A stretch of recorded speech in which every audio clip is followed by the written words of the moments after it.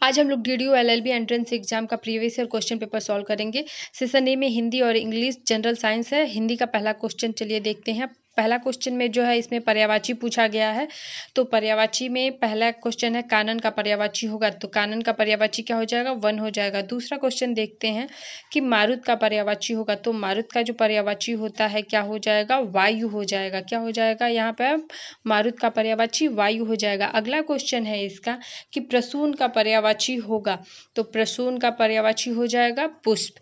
ठीक है, इसी प्रकार से आगे भी पर्यायवाची शब्द आपसे जो है पूछे जाएंगे। अगला क्वेश्चन इसके बाद हम लोग देखेंगे कि यहाँ पे जो है फिल इन द ब्लैंक भरना है। पहला क्वेश्चन है महाराजा छत्रसाल का युद्ध अद्भुत था। ठीक है, तो वो कौशल के दृष्टि से क्या माना गया है, अद्भुत माना गया है। कौशल मतलब स्किल्स। ठीक है, उनके युद्ध करने की जो तरीके थे। जो व्यक्ति गरीब है समाज उसे किस भावना से देखता है, हीन भावना से देखता है। किस भावना से देखता है कि हीन भावना से देखता है कि वो तो बहुत गरीब है। कुछ लोग उनसे जो है सिंपैथी दिखाते हैं, कुछ लोग उनको बुरा मानते हैं कि आ गया ऐसे, मतलब बहुत ही बेकार बिहेव करते। सही शब्द का चुनाव करेंगे। इसमें पूछ रहा है सामयिकी। ठीक है, सी हो जाएगा कि सामयिकी कैसे लिखा जाएगा। अगला है कि अमावस्या कैसे लिखा जाएगा। यहाँ पे इसका सही आंसर सी हो जाएगा, अमावस्या होता है। ठीक है, अगला है ऋण कैसे लिखा जाएगा, डी हो जाएगा इसका कि ऋण को कैसे लिखा जाता है, ऋण शब्द। ठीक है, तो करेक्ट शब्द लिखने के लिए आएगा कि सही शब्द का चुनाव कि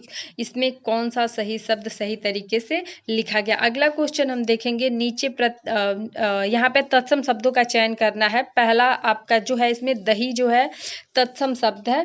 इसके बाद जो है 10वां क्वेश्चन में जो है तत्सम शब्द चॉइस करना है। तो यहाँ पे बस चालक जो हो जाएगा वो क्या हो जाएगा, तत्सम शब्द हो जाएगा। बस चालक क्या हो जाएगा, तत्सम शब्द हो जाएगा। प्लीज अगर आप लोग चैनल पर नए हैं तो चैनल को सब्सक्राइब जरूर करिएगा और वीडियो को अधिक से अधिक लाइक और शेयर करिए। चलिए, तो यहाँ से हम जो है इंग्लिश का पहला क्वेश्चन देखेंगे। यहाँ पे हमको सिनोनिम्स देखना है। तो 11 क्वेश्चन है डिफर का जो है सिनोनिम्स होगा, क्या होगा, डिफर का पोस्टपोन हो जाएगा। डिफर मतलब होता है टालना और पोस्टपोन का मतलब भी होता है टालना। ठीक है, तो ये हो गया। और प्लीज अगर चैनल पे आप लोग नए हैं तो सब्सक्राइब जरूर करेंगे और अधिक से अधिक इसे शेयर करिए ताकि जो है जो भी इसे देखना चाहते हैं वो इसका लाभ ले सके। ठीक है, अगला क्वेश्चन देखते हैं 22 सिनोनिम्स वर्ड यहाँ पे चॉइस करना है। तो कैंसल का जो सिनोनिम्स हो जाएगा वो क्या हो जाएगा, ब्रेक हो जाएगा। कैंसल शब्द अक्सर आप लोग अपने बातों में यूज करते हैं। तो कैंसल मतलब होता है छोड़ना। ठीक है, ब्रेक मतलब भी हो जाएगा छोड़ना। इलास्टिक का मतलब होता है फ्लेक्सिबल। ठीक है, इलास्टिक खिंचावदार। ठीक है, इसका क्या हो जाएगा, फ्लेक्सिबल। फ्लेक्सिबल का मतलब भी क्या होता है कि जो आसानी से फैल जाए, खिंच जाए, उसी को क्या बोलते हैं, फ्लेक्सिबल बोलते हैं। ठीक है, अब चलिए अगला क्वेश्चन देखेंगे अपना 14 क्वेश्चन हम लोग अपना देखेंगे। तो यहाँ पे जो है हमको अपोजिट वर्ड देखना है। तो कॉमेडी का जो पूछ रहा है वो अपोजिट वर्ड हो जाएगा ट्रेजेडी। ठीक है, कॉमेडी का मतलब होता है हास्यपद और ट्रेजेडी का मतलब होता है कुछ भयावह। ठीक है, तो कॉमेडी का मतलब कुछ मनोरंजनदायक और उसको देख के भय लगे। ठीक, अगला है कीप। कीप का जो है अपोजिट वर्ड हो जाएगा, क्या हो जाएगा, टू डिस्कार्ड हो जाएगा। कीप मतलब होता है रखना या पकड़ना और डिस्कार्ड का मतलब होता है छोड़ना। ठीक है, अगला क्वेश्चन अपना देखेंगे हम मेमोरी। मेमोरी का मतलब होता है संयोजित किया हुआ, संरक्षित किया हुआ और फॉरगेट फुलनेस का मतलब हो जाएगा भुलाया गया। ठीक है, अब यहाँ पे वन वर्ड सब्स्टिट्यूशन पूछा है कि one word substitution, one who speaks for others. ठीक है, वह जो सभी के लिए बोलता है, तो क्या हो जाएगा, स्पोकमैन। ठीक है, क्या हो जाएगा, वक्ता। वह जो सभी के लिए बोलता है उसको क्या बोलेंगे, स्पोक्समैन बोलेंगे। ठीक है, अगला वन वर्ड सब्स्टिट्यूशन है a list of books. A list of book को क्या बोलेंगे, कैटलॉग बोलेंगे। क्या बोलेंगे, कैटलॉग। अब इसके बाद जो क्वेश्चन है इसमें हमको करेक्ट मीनिंग ढूंढना है कि किसकी स्पेलिंग जो है सही है।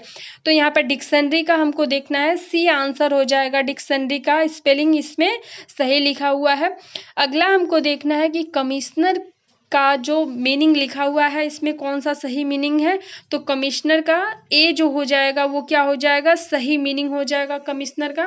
प्लीज़ अगर आप लोगों ने चैनल को सब्सक्राइब नहीं किया है तो एक बार सब्सक्राइब जरूर करें और वीडियो को लाइक करें, कमेंट करें कि आपको वीडियो कैसा लगा और आप किस टॉपिक पे वीडियो चाहते हैं, क्या टॉपिक आपका छूट गया है। और अधिक से अधिक शेयर करें ताकि और भी बच्चे इसका लाभ ले सकें। ठीक है, तो चलिए इसके बाद जो है हम अपना अगला सेशन देखेंगे जनरल स्टडी का।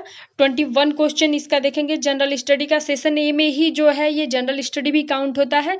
तो 21 क्वेश्चन हम अपना देखेंगे। ग्रामीण विश्वविद्यालय की स्थापना का सुझाव किसने दिया? तो आंसर हो जाएगा यहाँ पे सी, राधा कृष्ण आयोग ने जो है ग्रामीण विश्वविद्यालय की स्थापना का सुझाव दिया था। अगला है डिथेरिपिया नामक रोग शरीर के किस अंग को प्रभावित करता है? गला। गला को जो है डिप्थीरिपिया जो है ये क्या करता है? डिप्थीरिपिया नामक रोग जो है वो गले को प्रभावित करता है। अगला क्वेश्चन 23 देखेंगे। प्रकृति काव्य किसे कहा गया है? ठीक है, तो प्रकृति काव्य जो है मेघदूत को कहा गया है। अगला क्वेश्चन देखेंगे। टेलीफोन उद्योग कहाँ है? तो टेलीफोन उद्योग जो है वो कहाँ है? बेंगलोर में है। कहाँ है? बेंगलोर में है टेलीफोन उद्योग। अगला क्वेश्चन है 25 का। एक व्यक्ति 7 रंग को दोहरा पाता है तो इसे उस व्यक्ति का क्या कहा जाएगा? स्मृति विस्तार कहा जाएगा, यानी कि सोचने की क्षमता। ठीक है, अगला है मानव विकास रिपोर्ट 2004 में भारत का कौन सा स्थान था? तो 127वां स्थान जो था वो 127वां स्थान जो है भारत को मिला था। अगला है नानावती आयोग निम्नलिखित में से किससे संबंधित है? तो नानावती आयोग जो है गोधरा कांड एवं सांप्रदायिक दंगों से संबंधित है। नानावती आयोग किससे संबंधित है? गोधरा कांड एवं सांप्रदायिक दंगों से संबंधित है। बी आंसर हो जाएगा। अगला क्वेश्चन देखेंगे। 2007 में होने वाले 9वें विश्व कप क्रिकेट का आयोजन कहाँ हुआ था? वेस्ट इंडीज में हुआ था। अगला है टेस्ट मैच में सर्वाधिक विकेट लेने वाले खिलाड़ी कौन है? तो शेन वर्ग जो है वो टेस्ट मैच में सर्वाधिक विकेट लेने वाले क्या है? खिलाड़ी हैं। कौन है? शेन वर्ग जो है ये क्या है? ए आंसर हो जाएगा इसका। शेन वर्ग जो है वो टेस्ट मैच में सर्वाधिक विकेट लेने वाले खिलाड़ी हैं। अगला क्वेश्चन देखेंगे कि आईसीसी ऑस्कर पुरस्कार के लिए वर्ष 2004 का सर्वश्रेष्ठ क्रिकेटर किसे चुना गया था? तो राहुल द्रविड़ को जो है सर्वश्रेष्ठ क्रिकेटर जो है वो चुना गया था। 31 क्वेश्चन है कि वर्ष 2003 का राजीव गांधी खेल रत्न पुरस्कार किसे प्रदान किया गया था? तो किसे दिया गया था? बुला चौधरी को जो है 2003 में राजीव गांधी खेल रत्न पुरस्कार दिया गया था। अगला 32 क्वेश्चन हमारा, वर्ष 2004 का ज्ञानपीठ पुरस्कार किसे प्रदान किया गया था? तो वर्ष 2004 का ज्ञानपीठ पुरस्कार राजेंद्र शाह को दिया गया था। आंसर ये हो जाएगा। 33 देखेंगे। एयर मार्शल बनने वाली भारत की पहली महिला हैं। तो पहली महिला है पद्मावती बंदोपाध्याय। कौन है? पद्मावती बंदोपाध्याय। बी आंसर हो जाएगा। एयर मार्शल बनने वाली भारत की पहली महिला का नाम बी आंसर पद्मावती बंदोपाध्याय। ठीक है, पद्मावती बंदोपाध्याय। 34 है। हाल ही में मुद्रास्फीति की दर 4 साल के उच्चतम स्तर पर पहुंच गई थी। यह दर कितनी थी? तो 8.33% थी। ये 2003-4 की बात की जा रही है। ये 2004 का जो है प्रीवियस ईयर क्वेश्चन पेपर है। ठीक है, अगला है 2004 को 7 देशों के संगठन बिम्स्टेक पहला शिखर संपन्न कहाँ हुआ था? तो पहला शिखर संपन्न बैंकॉक में हुआ था। 36 देखेंगे। किस युद्ध के पश्चात एक मिस्टिक की भांति सहायता से हुमायूं ने गंगा पार की और अपनी जान बचाई थी? तो क्या हो जाएगा? चौसा। अगला है निम्न में से मुगल शासक एक अर्ध राजपूत थे, तो इसमें से कौन सा आंसर हो जाएगा? जहांगीर और शाहजहां जो है वो क्या है? इनको जो है एक अर्ध राजपूत के नाम से जाना जाता है। ये राजपूत के घराने से थे और मुस्लिम समुदाय से भी थे। ठीक है, 38 क्वेश्चन देखेंगे। नूरजहां के बचपन का नाम था? तो मेहरुन्निसा था जो है वो किसका नाम? नूरजहां का नाम जो था मेहरुन्निसा था। इसके बाद है चंदावर के युद्ध में कौन सा भारतीय शासक पराजित हुआ था? अड़ोराज जो थे वो पराजित हुए थे। किसमें? चंद्रावर के युद्ध में जो है ये पराजित हुए थे। सी आंसर हो जाएगा। अगला है 40 क्वेश्चन। स्थानीय स्वशासन का पिता किस वायसराय को कहा गया है? रिपन को जो है स्थानीय स्वशासन का जनक माना जाता है। अगला है मॉन्टेग्यू चेम्सफोर्ड अधिनियम किस वर्ष पारित हुआ था? तो किस वर्ष पारित हुआ था? तो 1919 में जो है मॉन्टेग्यू चेम्सफोर्ड अधिनियम लाया गया था। अगला क्वेश्चन अपना देखेंगे 42 है वर्नाक्लूयर प्रेस एक्ट किस वायसराय द्वारा लागू किया गया था? तो ये जो है लिटन के द्वारा लागू किया गया था। अगला है वर्नाक्लूयर प्रेस एक्ट किस वायसराय के द्वारा समाप्त किया गया था? तो इसे समाप्त जो है रिपन के द्वारा किया गया था। किसके द्वारा समाप्त किया गया था? लिटन ने इसे लागू किया था और रिपन ने जो है इसको समाप्त किया था। ये ध्यान देने योग्य बात है। अगला क्वेश्चन देखेंगे 44 सुभाष चंद्र बोस किस अधिवेशन में कांग्रेस के अध्यक्ष बने थे? तो हरिपुरा में जो है सुभाष चंद्र बोस कांग्रेस अधिवेशन के क्या हुए थे? और किस अधिवेशन में सुभाष चंद्र बोस तो जो है कांग्रेस के अध्यक्ष बने थे? ये किसमें? हरिपुरा के उसमें। ठीक, अगला क्वेश्चन है कांग्रेस ने किस गोल मेज सम्मेलन में भाग नहीं लिया था? तो 3 गोल मेज सम्मेलन हुए थे, जिसमें से दूसरे गोल मेज सम्मेलन में जो है कांग्रेस ने भाग नहीं लिया था। और अगर क्वेश्चन आ जाता है तीनों में शामिल होने वाले BR अंबेडकर जो है वो तीनों में शामिल हुए थे। अगला क्वेश्चन है गौतम बुद्ध की मृत्यु हुई थी? तो कुशीनगर में जो है वो गौतम बुद्ध की मृत्यु हुई थी। अगला क्वेश्चन देखेंगे 47 तृतीय गोल मेज सम्मेलन 1931 की असफलता का कारण क्या था? तो सी आंसर हो जाएगा सांप्रदायिक निर्वाचन का कारण आम जनता का सरकार से नाराज होना। ठीक है, सांप्रदायिक निर्वाचन का कारण हो गया था। अगला क्वेश्चन देखेंगे उत्तर रामचरितमानस के रचयिता क्या कौन है? बहुत ही इंपॉर्टेंट क्वेश्चन है। भवभूति जो है वो उत्तर रामचरितमानस के रचयिता हैं। इन सारी क्वेश्चंस को जो है आप नोट कर लीजिएगा। अगला है गर्भवती स्त्री तथा दूध पिलाने वाली माता को भोजन लेना चाहिए। किस प्रकार का भोजन उनको लेना चाहिए? तो प्रोटीन, कैल्शियम तथा विटामिन डी युक्त भोजन एवं भोज्य पदार्थों को इनको ग्रहण करना चाहिए। अगला है दिल्ली किस नदी के किनारे बसा है? बहुत ही आसान सा क्वेश्चन है, यमुना। ठीक है, और गोरखपुर राप्ती नदी के किनारे बसा है। ठीक है, ये क्वेश्चन भूलिएगा मत। SSC में भी ये क्वेश्चन पूछा जा चुका है, तो आप लोग याद रखिएगा। सेक्शन बी यहाँ से हमारा लीगल एप्टीट्यूड का शुरू होता है। तो लीगल एप्टीट्यूड का जो है हम पहला क्वेश्चन देखेंगे कि स्वतंत्र सहमति के अभाव में किए गए करार होते हैं, किस प्रकार के होंगे? शून्य करार माना जाएगा। ठीक है, अगला है दंड प्रक्रिया संहिता कब लागू की गई? तो IPC कब लागू हुई थी? ये क्वेश्चन मैं आप लोगों को पढ़ा चुकी हूँ। तो 1 अप्रैल 1974 को जो है IPC लागू किया गया था। अगला क्वेश्चन है समन मामला होता है।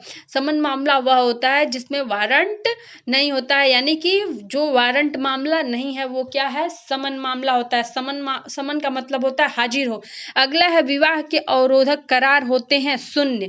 अवयस्क द्वारा किया गया करार क्या माना जाता है? शून्य माना जाता है, उसका कोई वैल्यू नहीं दिया जाता है। ठीक है, तो ये क्या हो जाएगा? ए आंसर हो जाएगा, शून्य हो जाएगा। अगला क्वेश्चन है भारतीय संविदा अधिनियम की धारा 2घ, ठीक है, 2घ में किसकी परिभाषा दी गई है? तो प्रतिफल की जो है इसमें परिभाषा दी गई है। अगला क्वेश्चन देखेंगे भूल के अंतर्गत की गई संविदा का परिणाम क्या होगा? शून्य माना जाता है। ठीक है, शून्य माना जाता है इसे। अगला है धोखा या कपट के अंतर्गत की गई संविदा किस प्रकार की होती है? तो धोखा या कपट के अंतर्गत की गई संविदा भी शून्य मानी जाएगी। ठीक है, ये सारी चीजें याद रखेंगे। संविदा कॉन्ट्रैक्ट जो है बहुत ही इंपॉर्टेंट टॉपिक है, यहाँ से क्वेश्चंस आपसे भर भर के पूछे जाएंगे।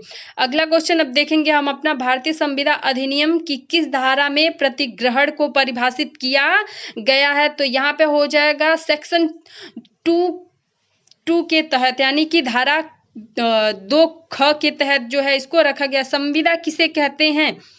तो संविदा किसे कहते हैं? संविदा में क्या होता है? करार होता है। तो सी आंसर हो जाएगा। विधि द्वारा प्रवर्तनीय करार जो होता है वो क्या होता है? संविदा होता है। अगला क्वेश्चन देखेंगे कि भारतीय दंड संहिता की किस धारा के अंतर्गत किसी व्यक्ति की हत्या के लिए दंड का प्रावधान किया गया है? तो सेक्शन 302 के तहत प्रावधान है। अगला है भारतीय संविदा अधिनियम कब लागू किया गया?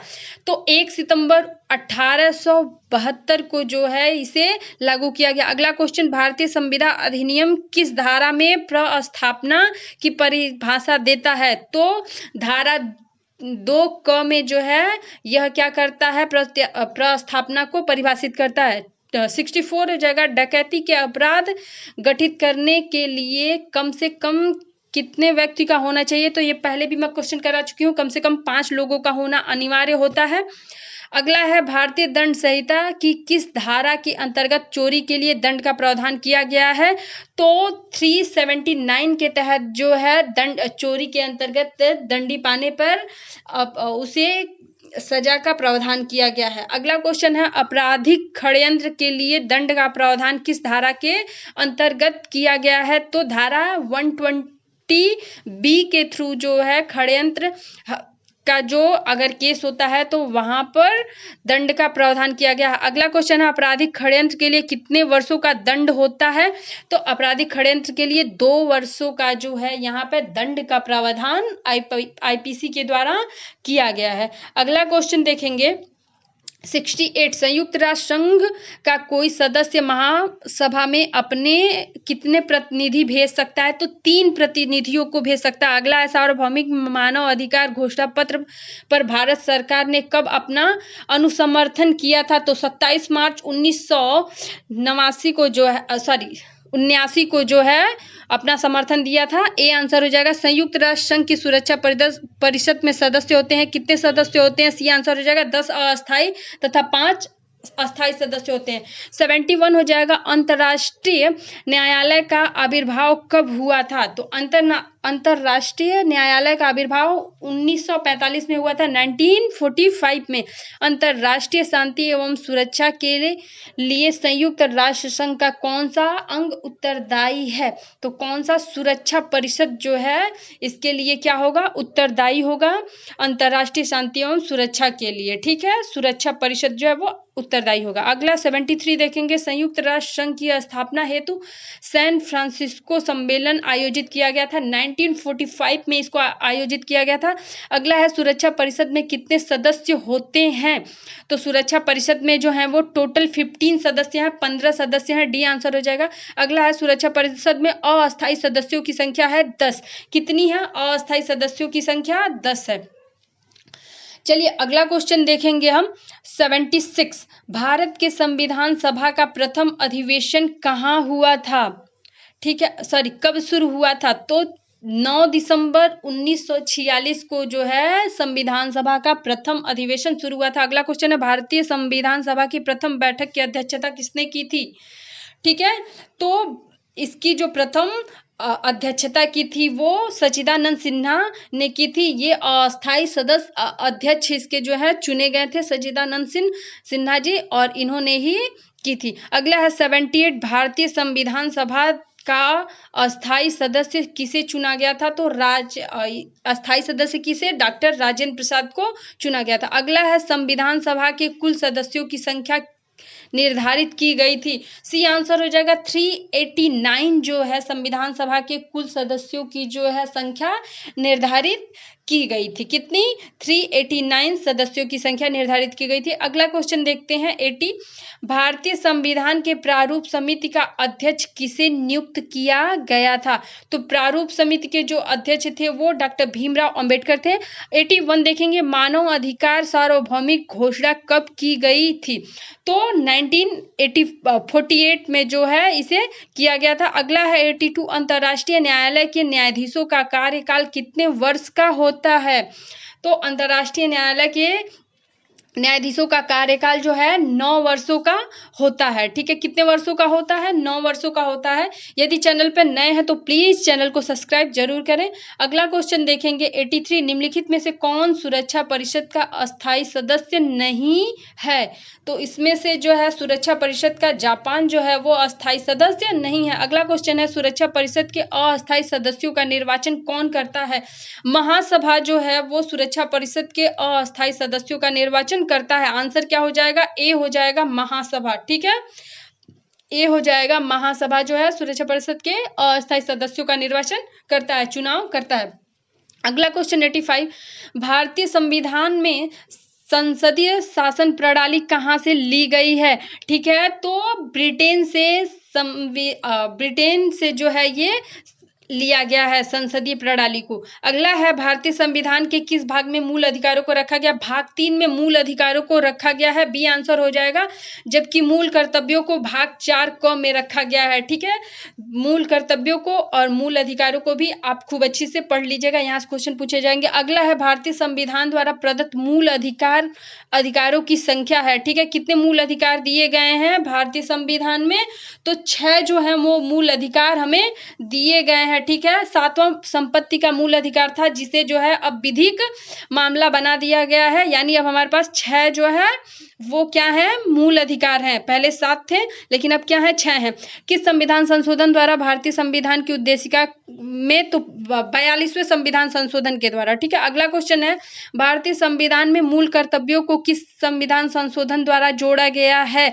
ये क्वेश्चन भी मैं पहले बता चुकी हूँ, अब फिर एक बार रिपीट कर रही हूँ। 42वें संविधान संशोधन के द्वारा जो है भाग 4 को मूल कर्तव्यों को जोड़ा गया। अगला क्वेश्चन है निम्नलिखित में से किसने कहा है कि संविधान उपचारों का अधिकार है? यानी कि अनुच्छेद 32 की बात की जा रही है, तो यहाँ पे जो है भीमराव अंबेडकर ने कहा है संवैधानिक उपचारों का अधिकार अनुच्छेद 32 है। ठीक है, यहाँ पे अगला क्वेश्चन है वर्तमान समय में नागरिकों को कितने मूल कर्तव्य प्राप्त हैं? तो वर्तमान समय में जो है 11 मूल कर्तव्य भारतीय नागरिकों को प्राप्त हैं। अगला क्वेश्चन है किस रिपोर्ट के आधार पर संविधान में मूल कर्तव्यों को जोड़ा गया है? मूल कर्तव्यों को जो है 42वें संविधान संशोधन द्वारा जोड़ा गया, तो किसकी सिफारिश पे जोड़ा गया? तो स्वर्ण सिंह समिति के सिफारिश पे जो है इनकी रिपोर्ट के आधार पर ही इसे जोड़ा गया है, बी आंसर हो जाएगा। अगला क्वेश्चन है संसद गठित होता है, कैसे गठित होता है, किसके किसके द्वारा? तो राष्ट्रपति, लोकसभा और राज्यसभा, ये इसके 3 अंग होते हैं, इनके द्वारा ही गठित होता है संसद। अगला है भारतीय संघ की कार्यपालिका प्रधान कौन होता है? तो भारतीय संघ की कार्यपालिका का प्रधान राष्ट्रपति होता है, और ये जो है नाम मात्र का प्रधान होता है, जबकि सर्वे सर्वा वास्तविक सत्ता किसके पास होती है? प्रधानमंत्री के पास होती है। ठीक है, अगला क्वेश्चन देखेंगे राष्ट्रपति के निर्वाचन में कौन कौन भाग लेता है? बहुत ही अच्छा क्वेश्चन है, तो डी आंसर हो जाएगा। संसद के दोनों सदनों के राज्यसभा और राज्यसभाओं के निर्वाचित सदस्य, यानी संसद के दोनों सदनों के और राज्य विधानसभाओं के निर्वाचित सदस्य। अगला क्वेश्चन है निम्नलिखित में से कौन सा कथन राष्ट्रपति की अर्हता के संबंध में सही नहीं है, यानी कि राष्ट्रपति बनने के लिए सही नहीं है? सी हो जाएगा, वह राज्यसभा के निर्वाचित सदस्य होने की योग्यता रखता हो, ऐसा कुछ नहीं है। 97 देखेंगे निम्नलिखित में से कौन से राष्ट्रपति निर्विरोध चुने गए थे? तो नीलम संजीव रेड्डी एक ऐसे मात्र राष्ट्रपति थे जो निर्विरोध चुने गए थे। अगला क्वेश्चन है निम्नलिखित में से अनुच्छेद के अंतर्गत राष्ट्रपति को मृत्यु दंड को जो है क्षमा करने का शक्ति प्राप्त है? तो अनुच्छेद 72 के तहत, आर्टिकल 72 के तहत जो है ये मृत्यु दंड को जो है आजीवन कारावास में परिवर्तित कर सकते हैं या हटा सकते हैं। अगला है संयुक्त राष्ट्र संघ की स्थापना कब की गई थी? तो 24 अक्टूबर 1945 को संयुक्त राष्ट्र संघ की स्थापना की गई थी। अगला क्वेश्चन है संयुक्त राष्ट्र संघ के कितने अंग हैं? संयुक्त राष्ट्र संघ के कितने अंग हैं? तो संयुक्त राष्ट्र संघ के 6 अंग हैं। ठीक है, आप लोग राष्ट्रपति जो है खूब अच्छे से पढ़ लीजिएगा और संसद पढ़ लीजिएगा, वहां से क्वेश्चन अधिक से अधिक आपके आएंगे। ठीक है, तो प्लीज चैनल को लाइक करिएगा, सब्सक्राइब करिएगा और वीडियो को अधिक से अधिक लाइक करिए, शेयर करिए। प्लीज़ कमेंट जरूर करिएगा कि वीडियो आपको कैसा लगा। और मैं आपको बताना चाहती हूँ कि कॉन्स्टिट्यूशन आप देख लीजिएगा लीगल एप्टीट्यूड में, वहाँ से जो है फंडामेंटल राइट आपसे पूछा जाएगा, फंडामेंटल ड्यूटी पूछा जाएगा, और राष्ट्रपति प्रेसिडेंट को आप देख लीजिएगा, महाभियोग प्रक्रिया देख लीजिएगा, यहाँ से जो है अधिक से अधिक क्वेश्चन पूछे जाएंगे। लोकसभा और राज्यसभा के सदस्यों की संख्या देख लीजिएगा।